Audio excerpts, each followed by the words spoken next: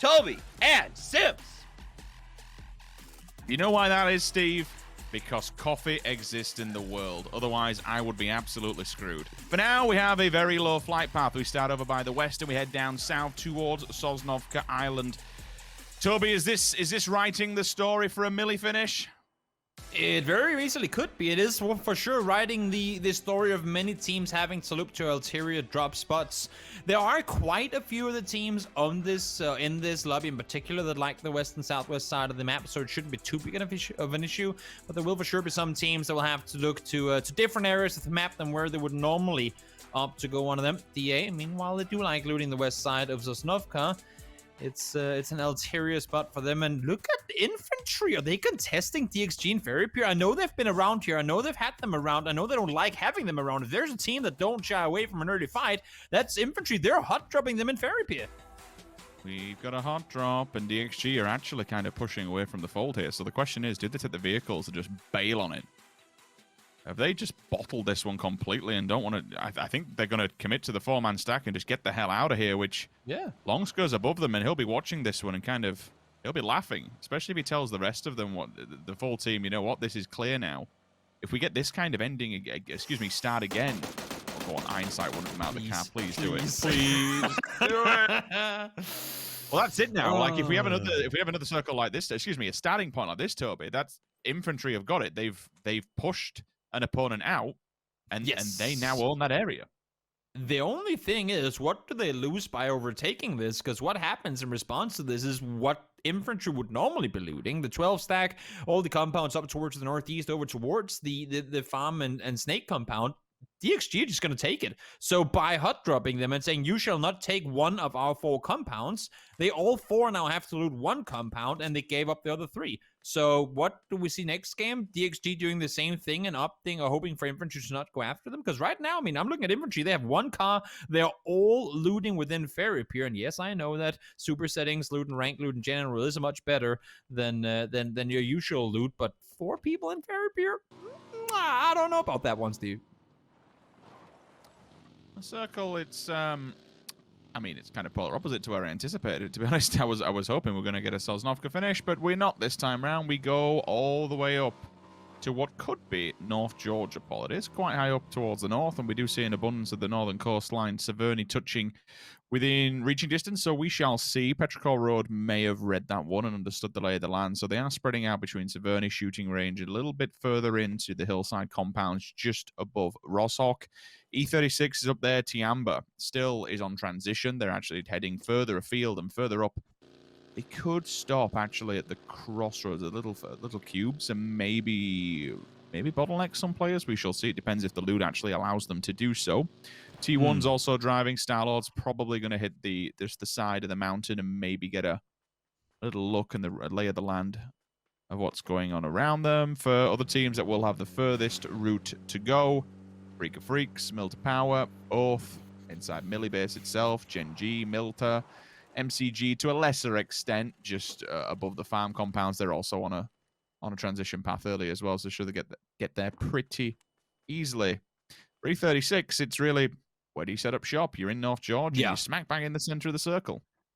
I got a question on this one while we look at Longscare slowly and steadily making its way down towards Norrens. I got a question on this one, Sims. How many teams by the end of this circle, once phase 2 pops, will be north of the river, and how many will be south?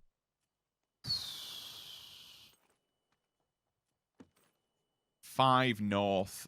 I don't know, because south is... I'm thinking where they are now. That's what I mean. When you look at that, there's still only a small amount of land to be playing with. Oh, never mind. Yeah. There's actually action going on. We got a trade. It's VP and Sonics. That's actually on. You spoke about the Bermuda Triangle, Toby, and, well, people are going into it and not coming out of it again. It sure seems that way, Shrimsy. Know that he connected a good shot onto one.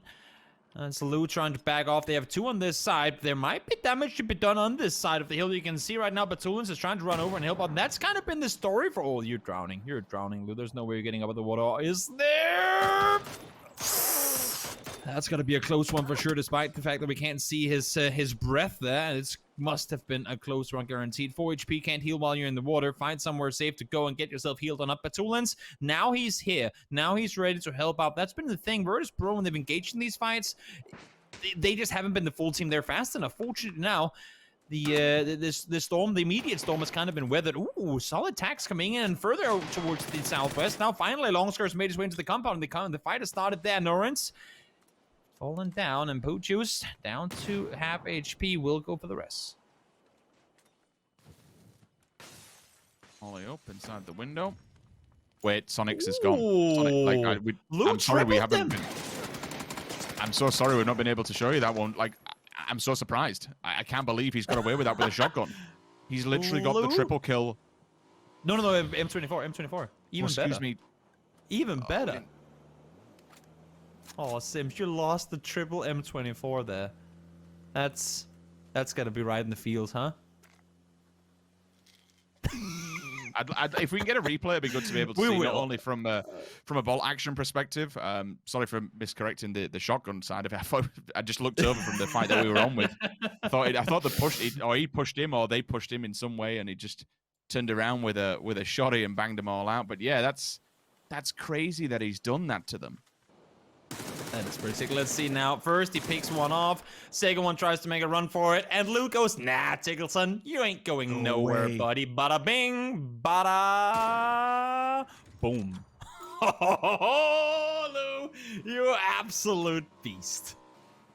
Thank you very much for showing us, observers. Bang on. It's you can't ask for really any other way to solidify a team. They just try and escape the path, but the M24 denies it. For VP, though, out of the frying pan and directly into the fire. The last player in the distance, they've let Spyro approach this one and lured them into this false sense of security.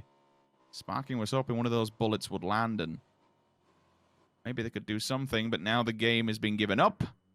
And VP will choose an alternative route. They'll face the different way, but the problem is now Tiamba's actually on the opposing side of that bridge.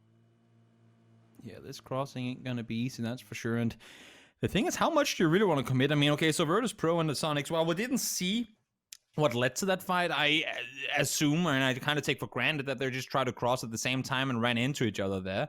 I would be surprised to see either of the two maybe have set up a bridge camp. So I think that's what caused the initial engagement. And now, I mean, Virtus Pro, as you say, they're not a passive team. They just opt to try and wait with fighting until later. Here, they get 4 kills. They're not going to be complaining about that because they didn't lose any players off of it either. So I wouldn't expect to see, even if they did realize that Tiamba was in Cube, to try and go for more fights, especially when we're only in phase 1. Disappointed myself making the mistake of a shotgun and a sniper rifle. They do look very similar. I will give you that. I'm still disappointed. Like I look, you know me and sniper code. Like, yeah, it was. I was kind of probably more shocked at seeing them die when we had one fight on a screen, and then you just see Sonic's eliminated so early. So it kind of took me completely by surprise. But nevertheless, here we are, and these things happen within PUBG. Let's get the lay of the land and take a closer look at this circle, unless Na'Vi and Infantry want to try and take a stab at each other towards Radio Tower. So we'll see these two teams kind of playing off the back of Gatka Fields, in between the wheat fields and the Radio Tower itself. Georgia Pole's going to be holding day trade. T1 is within that fray, and so is Tiamba as well, rolling off the back of the mountainside. E36 have really not left the safety of North Georgia Pole. They're being around the top side of it, aiming more towards MCG or hold the crossroads, Afrika Freaks and Severny.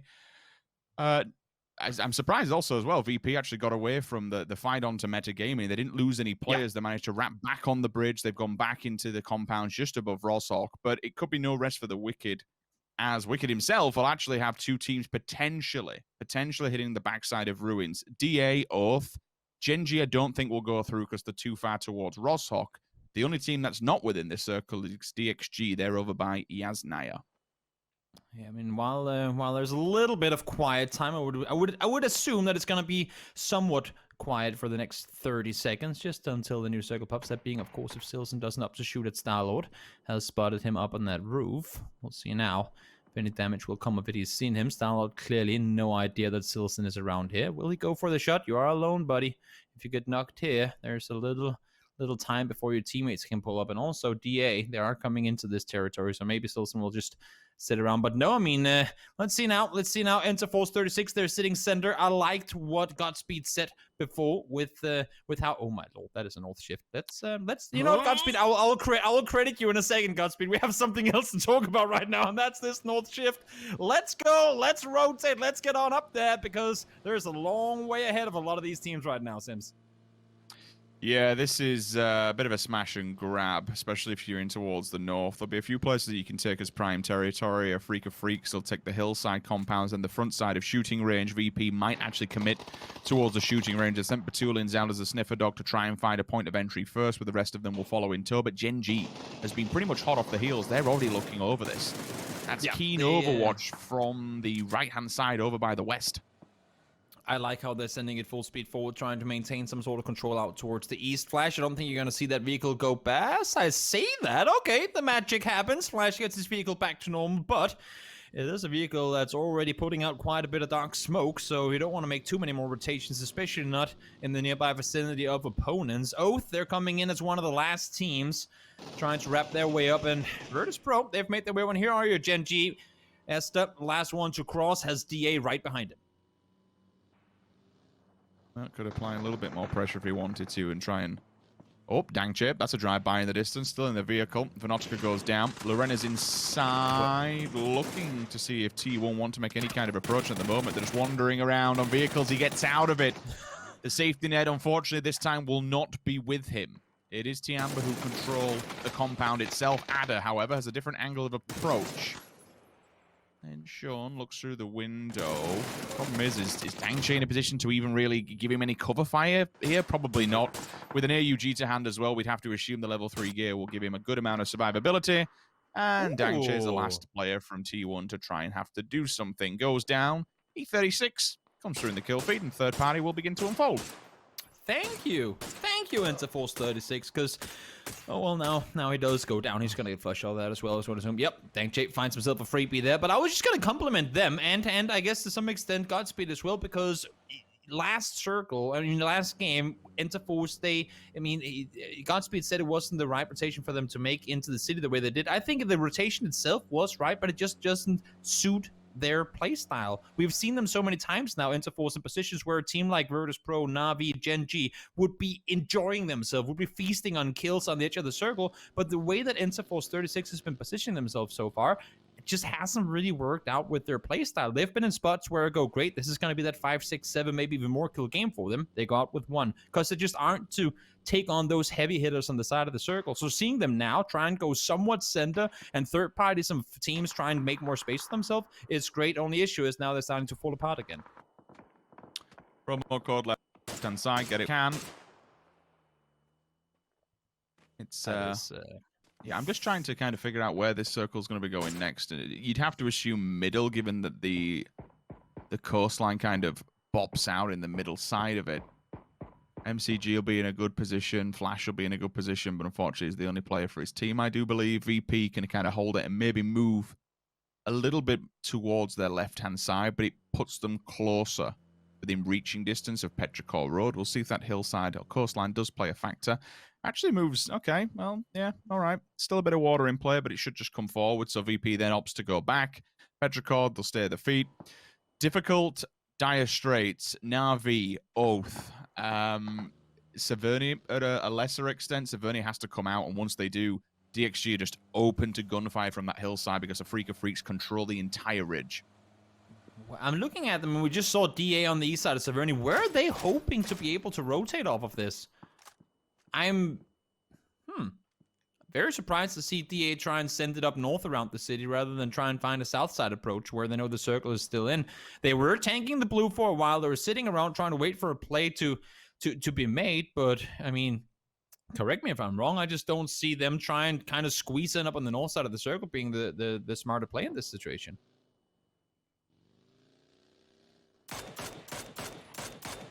Snakers. Spots 1.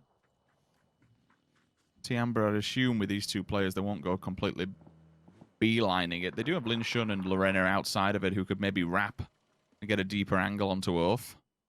Genji's going to commit to the shack for now, but this actually isn't inside the circles. They can't do it for too long. Othar just says, you know what, stuff it. Full-blown send.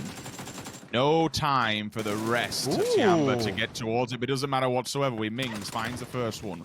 Reload down. The rest of Oath are going to commit into the fold here.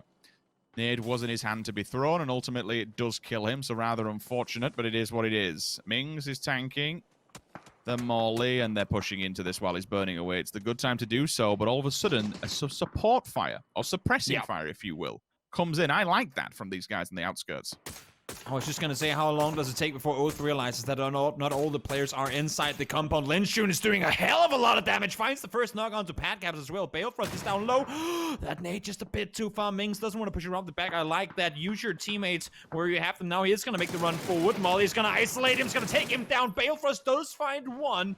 That's M200 going down, and now Snaker is the last player from behind. Has to try and see if he can make a play. Finds one with the drive-by. Will try and take him out in the end of it, but no! Lorena, the other edge hillside player, gets him down, and they will keep all four alive. And not only that, but 7 kills booted already, and we're only in phase 3. Such a smart play coming in from Tiamba there.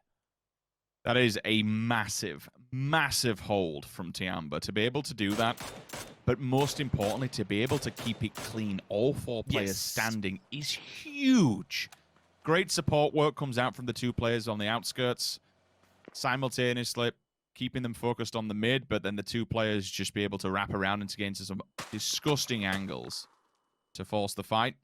It's a good showing. It keeps them alive. Perpendicular to the map as well. It's not necessarily great, but you know what? It's something. Circle updates, they're already in vehicles, they're already on the move. So they will continue the flow. Petrichor Road is off the back of the plane crash, so just be aware of them in case they want to come and try. And if they've heard these shots and have some sort of indication where Tiamba will be coming in, maybe they push out early and preempt the push. You could actually flow the way of the plane crash because it's still quite elevated in terms of land, and it stops you falling and just rolling off into shooting range where everyone's going to have a field day where you quite literally.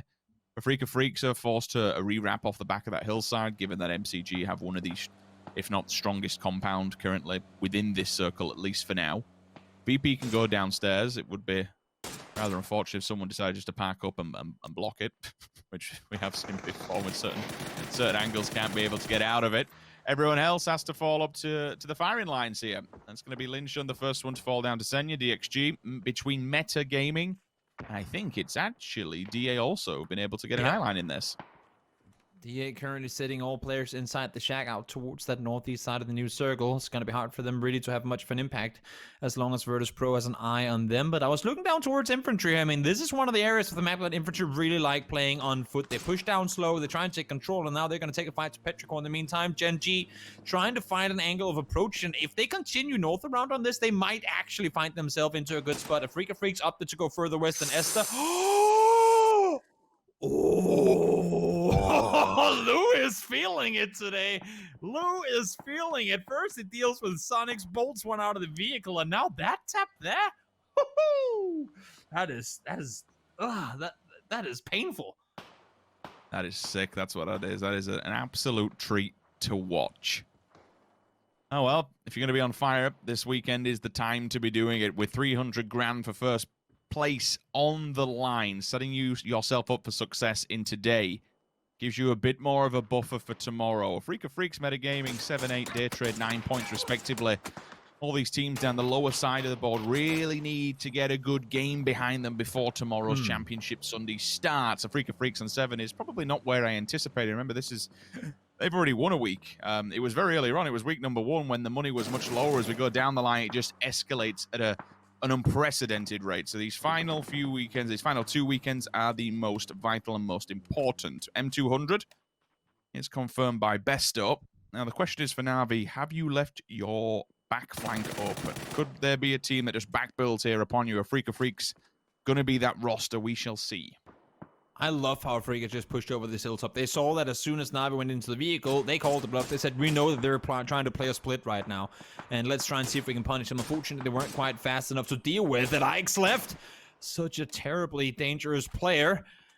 Solid attacks coming over the hilltop there. Let's wait and see. New circle's going to pop. Where are we going? Towards the north. And for everyone sitting on the south side right now, you can kind of see that dirt road down towards Flash from Day Trade. That's all open downhill pushing from them. So everyone, I would assume, will try and see if they can get off this hill as fast as possible and maybe get down to the lowlands in the center of the circle. Petrichor, Infantry, 2 of those teams will have to do exactly that. That's an opener. Silzen will try and follow up with it to get the confirmation. Now an avenue of approach. If there's someone else there, at least push them back for now. Hyruzen is committed to the grave by Pio, so a trade-off from earlier on. One of the players in transition caught them well and truly. Dangche is still going, by the way. Yeah, this is like single-handedly 4 frags. Not a bad job, especially when you're a solo in a shack. There's nothing else you can do, so picking up as many points as possible for T1. And he's doing a pretty decent job. Good response from DXG for now. Puts Batulin's back and silence him for all but a second. Lou is then forced now to run the engagement here and give him the backup that he needs. It's a bit of a domino effect here because honestly, I'm not entirely sure who's going to strike first. Never mind, I'll shut up. It's actually E36 who will strike. There is an answer back though. Hansia goes on to Pure Boy, but that absolute mine was put down and it landed perfectly. I love that having become a thing in this game. As soon as you get pulled up on, you underhand a nade out the window to try and, if they pull up right behind you, make a play on it. Solid response in that one. They get down to Amanut with a double, get the flush confirmed just after. Now Na'Vi, if Amanut is lucky, maybe he will deal with the Kari for him. The only issue is they're probably going to deal with him immediately after. One gets tagged. First one knocked. That's going to be tapped, but immediately after you see Orange finding the knock onto one there. The kill feed is completely popping off, and there it's going to be Amanut mollying himself. Not sure exactly how that came to be, but the Kari will fall as well. VP has gone full commitment onto the side of DXG. They'll take the vehicle over and Lude. The distraction's there. So it's job done for VP and they are inside. Oh, that thing's rolling. Go careful. Don't crawl in front of it. Just didn't happen before. I don't want to be seeing it again. So eyes up for the teams on the mountainside. They should be able to have a couple of cheeky angles they can try and utilize. Senya passes that through the letterbox and it should be GG for a Freak of Freaks. EJ, if he didn't burn from that, then he'll die from the nade following up either way. There's nothing else really he can do. From 4 kills up to 6 on the side of Dangcha, I tell you, he's carrying T1 in this game. He's doing absolutely everything he can to grab more points for his team. He knows that with the amount of players that were alive before, placement points is probably optimistic, so might as well try and see how many people you can take down before you fall yourself. Great play from the solo already, Ragnar. Solid attack comes in towards Xiaoyang. That's going to be Infantry out in 10th place in meta. It's been a quiet day for them overall. Only 7 points, I believe, coming into this game, and now into placement points, they go 19 alive in total, but they're down to just a duo, having to force their way out the hill. This is going to be such a hard game for them. So many teams already having taken casualties. Only 2 teams are left with 4 alive. VP can stay their feet for all but a moment. If they go peering over this hillside, they need to make sure they've got an aid in hand. Quick pull-up comes out from the side of Petrichor Road. Shots are already in abundance. The breach is done, but damage is also there from Na'Vi. They have a full read on this, and they'll be watching it like a hawk for quite some time. Yeah. Thankfully, MCG is not within the fray. You know what? I'm going to shut up because he's banging him through the door. Good lord, that angle. That is just that's awful. No. When you thought you were safe, well, somehow they are still alive. He is trying to res it once more. You can see now Batulins as well. Virtus Pro having trouble on the hillside. They are inside the new circle, so all they have to do, which I make sound easy, is to hold out D8, but here they come full speed forward. Komako is in the vehicle. Smash trying to run forward as well. They are up on the hillside. Molly's thrown, Flash is thrown. Lou knows that trouble is brewing. Lou 8 kills in this game already. We'll see if he can find more. Well, the mollies have gone down either side of the tree. It's been quite preemptive from DA. Simultaneously line them up. Wow. And they wipe out VP in quick succession. So good job working in tandem. I like that. They're preemptive and they're working together as a roster. So GG's. And now Ike's left. Quick pull up onto the side of Besto. Try and ram the vehicle over onto him. Go on, keep pushing. Crush him underneath it. Hop on board with Petrichor because Rhodes, excuse me, you're going to see a few nades from a different angle also. So it's very back and forth between these two rosters, and in fact, the same goes for Genji and Diero about to meet up on the other side of the map. It's only the last man standing in terms of PO. We're moving to our top 4. MCG, Toby, today is looking like a monstrous team. I mean, they haven't had to do a whole lot this game. It's been very quiet for them, only 2 kills so far. But if there's one team no one would have wanted to have inside that compound, that's going to be Multi-Circle Gaming. Already sitting first place coming into this one. And now, with 4 alive, they are looking very, very good here. There are still 2 circles to go. We'll see if they can find their way outside of the compound, or if maybe Petrichor can get themselves into a better angle. The thing is, they know they still have DA to the south as well. So playing on the north side would leave them open, potentially to DA. I'm curious to see how DA plan on playing this one, because they would be most likely the first team to try and make a move.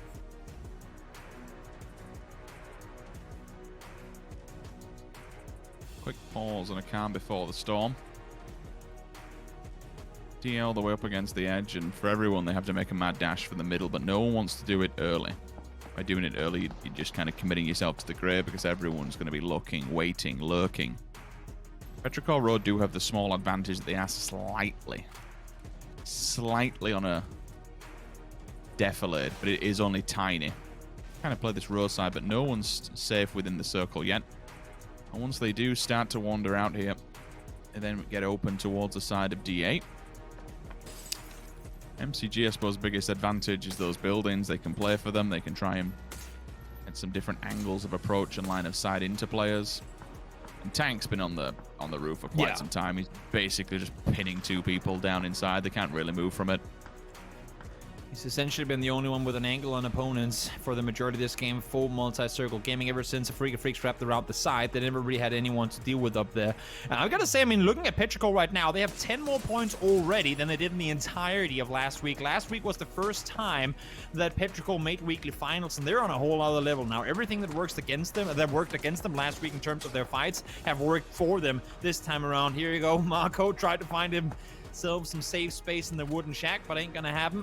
It will fall apart once bullets come towards that shack, and no cover for him to stick around with. Smash now forced to make a move. I'm not sure where it goes here. Just send it forward. Hope you can crash down and maybe get top 2.